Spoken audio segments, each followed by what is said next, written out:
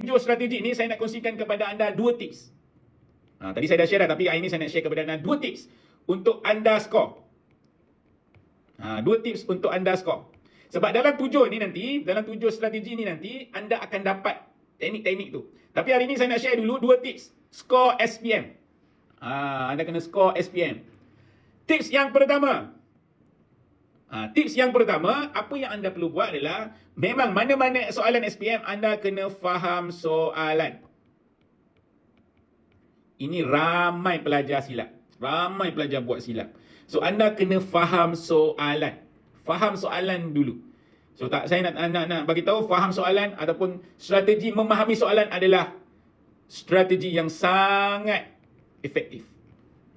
Okey. Macam mana nak faham soalan? Cik Asmila ataupun cikgu, saya nak faham soalan ni, kadang-kadang soalan saya tak banyak. Pergi teknik yang kedua. Tips yang kedua, anda kena banyakkan buat past year paper. Ni tips yang kedua. Faham soalan, strategi untuk anda macam mana untuk nak menjawab soalan, supaya anda tahu teknik nak menjawab soalan, anda tahu konsep nak jawab soalan, apa yang soalan nak, InsyaAllah anda boleh jawab. Macam mana nak pastikan anda faham soalan? Anda kena banyakkan buat past year paper. Past year paper ni, dia ada teknik dia pula. Past year paper ni sebenarnya adalah pengumpulan soalan-soalan SPM yang lepas. Dan kalau anda perasan, anda kumpulah soalan SPM 2021, 22, 23, 24, anda akan tengok dia punya soalan tu hampir sama. Soalan dia hampir, boleh katakan teknik yang dia nak tu hampir sama.